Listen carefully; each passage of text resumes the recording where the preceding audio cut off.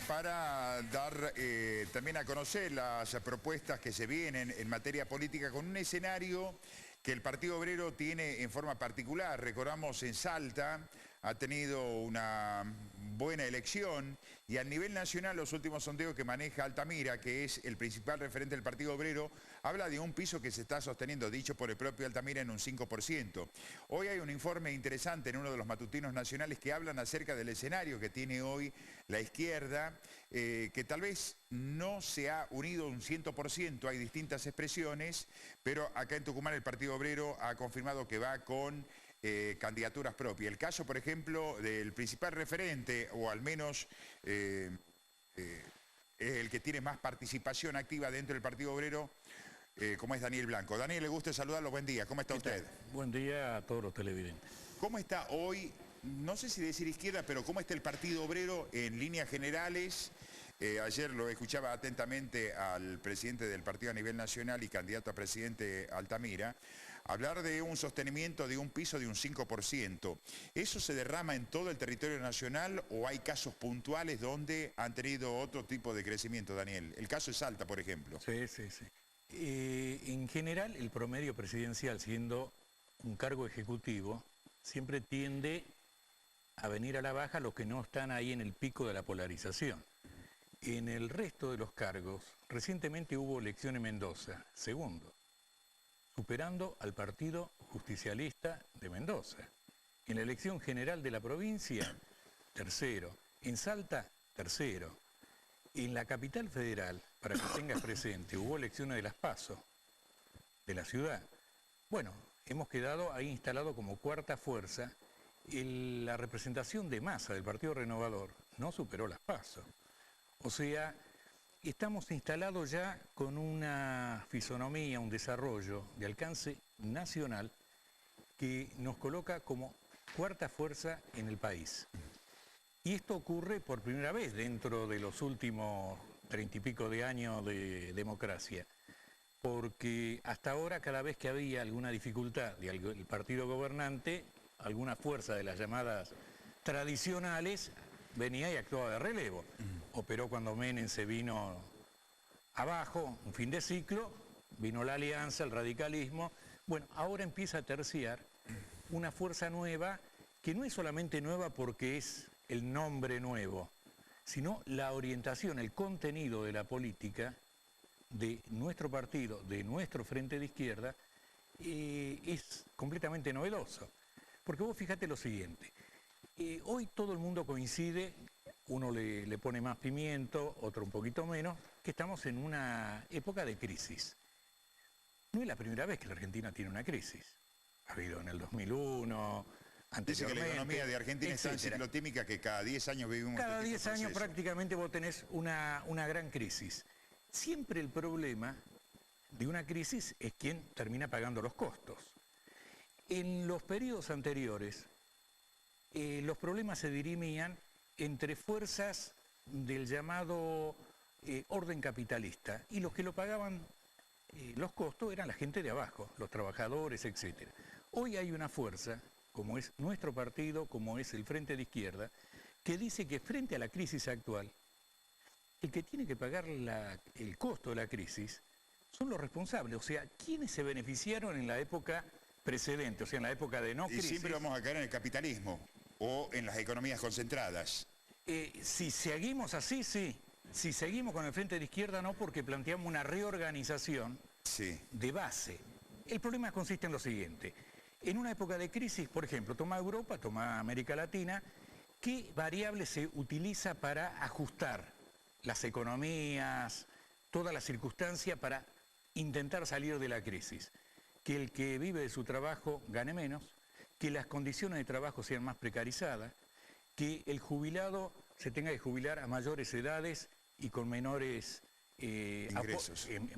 ingresos, un deterioro del medio ambiente, porque se le apañan menores costos empresariales y van utilizando como variable que no inviertan en proteger al medio ambiente, etc. ¿Qué es lo que planteamos nosotros? Es exactamente al revés.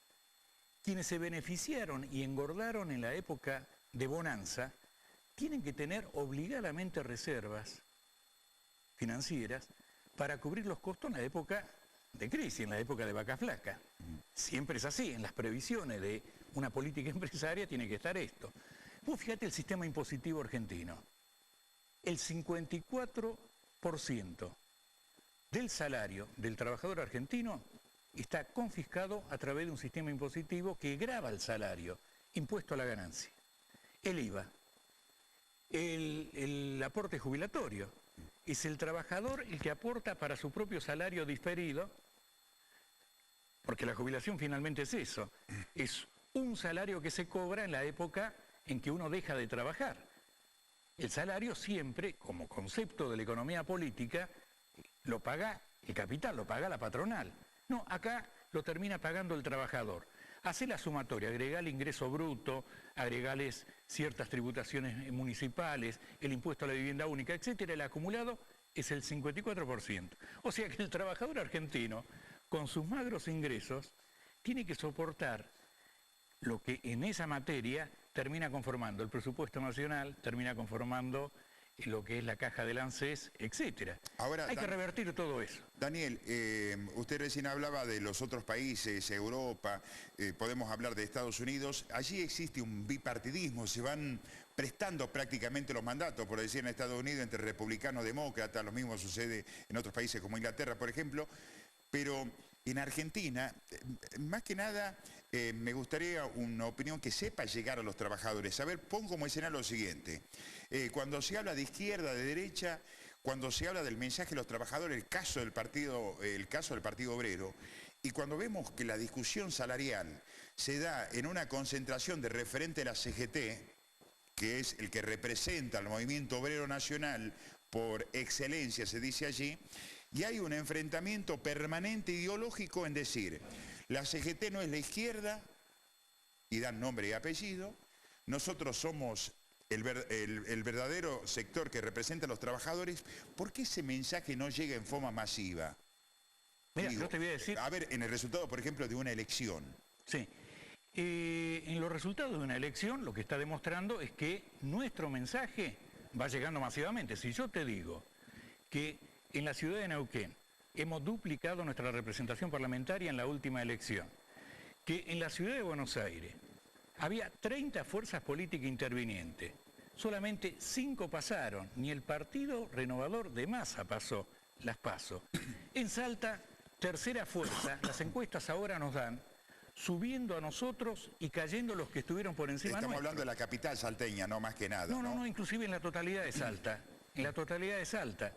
Tercera fuerza en la provincia de Salta y con la posibilidad de diputar la conducción ejecutiva de la capital de Salta, o sea, la intendencia. Mendoza, hemos salido segundo el domingo pasado. Sí. En Córdoba nos dan como tercera fuerza, con un promedio arriba del 12%, en la provincia de Córdoba. Estamos hablando de los grandes conglomerados, no en algún pueblito donde por alguna circunstancia uno puede tener algún personaje popular, ¿no? Se trata de las grandes ciudades, los grandes conglomerados donde viven los trabajadores, donde están instaladas las grandes industrias, etc. Entonces, nuestro mensaje es muy claro. Y el que no llega es el mensaje de la CGT. La mejor demostración que la CGT, la dirigencia, está siendo crecientemente cuestionada en los propios sindicatos. Fíjate vos la UOM. ¿Quién lo dirige? Caló, secretario general de la CGT que responde al gobierno. Ha tenido que ir a manifestaciones y ahora posiblemente vaya a un paro nacional. Por la presión de las bases. Por la presión de la base, cuestionado por las bases. Y nosotros, crecientemente estamos conduciendo gran cantidad de sindicatos, desde ya las federaciones estudiantiles. O sea, que nuestro arraigo... ¿Está dentro del Partido Obrero, ¿Quién? Daniel? Adiun, acá en Tucumán. Sí. Ahora, usted es candidato a gobernador. Cuando estaba haciendo este repaso, quería destacar lo siguiente. Ustedes en su momento tuvieron un piso interesante, digo, a propuesta de futuro en Tucumán, cuando fue la elección de convencionales constituyentes para la renovación de la Constitución. Y tuvieron un representante, el caso del señor Correa. ¿Y el caso mío? Y el caso suyo. Sí. Ahora, ¿por qué no se logró seguir creciendo? Y la pregunta que le hacía incluso fuera de cámara a Daniel Blanco, ¿Por qué no se une la izquierda? ¿Qué los divide a la izquierda? Porque vemos que hay sectores que llevan sus propios candidatos en una provincia donde va camino a la polarización, le puedo asegurar. Por supuesto que puede haber algún tipo de participación de otras fuerzas políticas, el caso de la izquierda, que pueda lograr algún tipo de escaño, ¿no? Por el dibujo que va a tener la provincia de Tucumán en estas elecciones. ¿Por qué no se logra? ¿Qué lo divide a la izquierda? Mira, la izquierda está unida. La única sector que se dice que es de izquierda y no figura dentro del frente que constituimos, es simplemente una izquierda que se niega a actuar como izquierda. La izquierda como tal, que quiere actuar como izquierda independiente, representando a los trabajadores, representando a los sectores más pobres de la población, bueno, tiene las puertas abiertas y en nuestro frente no hay ningún filtro, ningún examen de ingreso, ni nada que se le parezca. Ahora, si una izquierda viene y dice, yo voy a actuar con Cano, o yo voy a actuar con Parajón, que se dice que es radical y no es de izquierda, etcétera, bueno, no tiene nada que ver con lo que es la identidad de la izquierda. Con esto no se le esté quitando una identidad que pueda estar reflexionada en el mensaje o en la posición que puede tener Parajón y todos los otros partidos que sí, pero no es de izquierda, no es de izquierda. No es de izquierda, puede ser de centroizquierda, como puede ser Stolbizer, como era algunos sectores que adoptan un lenguaje del llamado progresismo. ¿Qué es la izquierda, Daniel? La izquierda es aquella corriente que se identifica en la defensa de los intereses de los que viven de su propio trabajo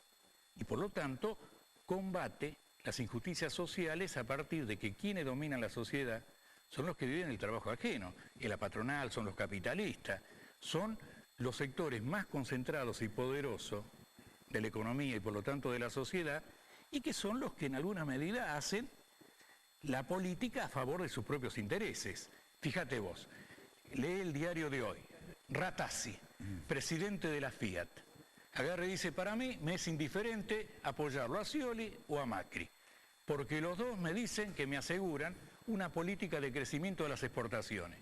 ¿Qué es lo que está diciendo Rattasi?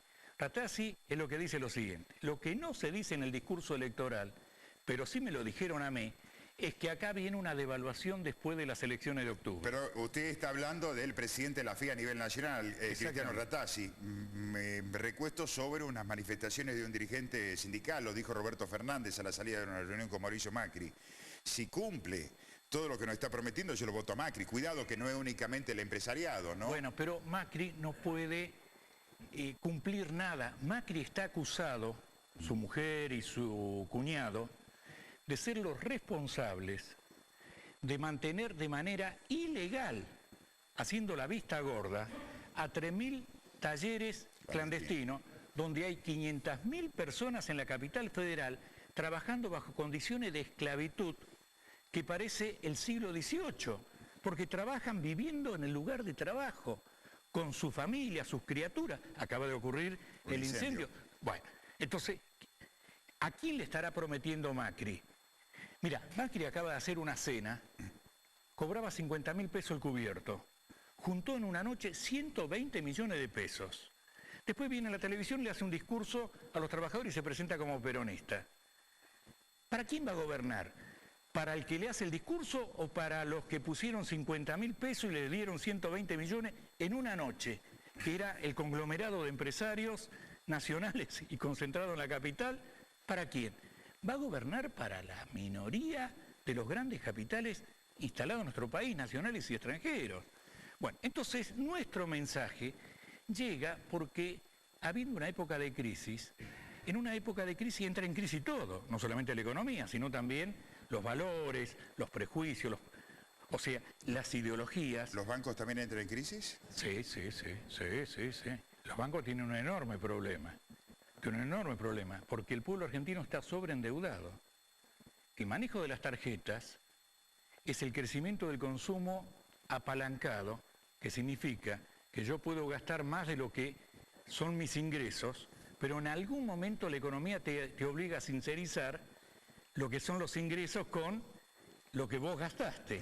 Cuando vos te declarés que no podés, digamos, rendir cuentas, es cuando se empiezan a producir las llamadas quiebras de consumo. La crisis mundial tiene por razón, por disparador, una crisis que tuvo en la esfera de la vivienda este fenómeno.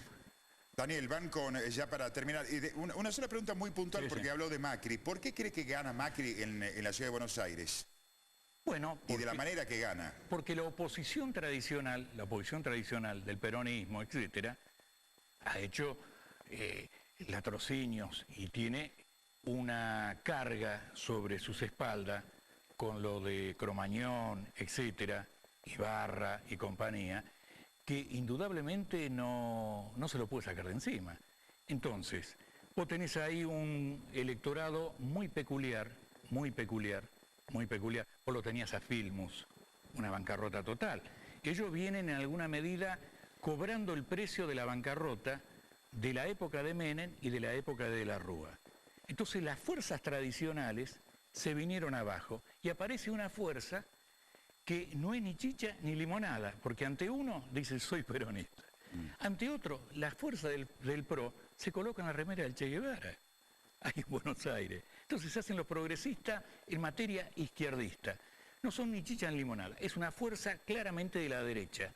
Por lo tanto, yo no miro ni la remera que se pone, sino miro los talleres que son una realidad, clandestinos, esclavistas, donde la gente se muere trabajando y uno de los grandes beneficiarios es la familia de Macri. Entonces, ¿qué le digo a la ciudadanía? Que preste atención. Ahora va a ser confundida por 700 acoples. Lo ha dicho la justicia, hay 700 acoples en trámite en la justicia electoral. Son todas fuerzas truchas. No existe en la provincia de Tucumán 700 fuerzas. Se las crean desde los gobiernos, de la municipalidad, del gobierno de la provincia. Lo que sucede es que no se puede, hoy más que nunca no se puede desmentir aquello que hemos eliminado, la ley de lemas, y vino el tema del acople, que es prácticamente lo mismo para mí en lo personal, ¿no? Daniel, confirmado ya candidato a gobernador, ¿quién lo va a acompañar como candidato a vicegobernador? Todavía no se ha definido. Lo vamos a definir ahora con la otra fuerza del Frente de Izquierda y vamos a una serie de agendas de asambleas en comunas y municipios para ir nominando por medio de ese procedimiento a los candidatos, en las respectivos y en las secciones, sí.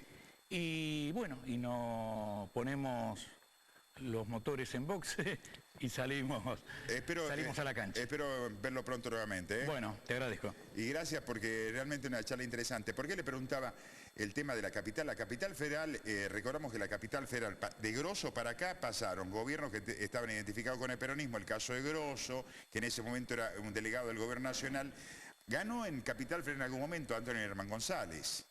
Ibarra era una de las alternativas que venía del sector de izquierda. Hubo mucha sorpresa en la capital.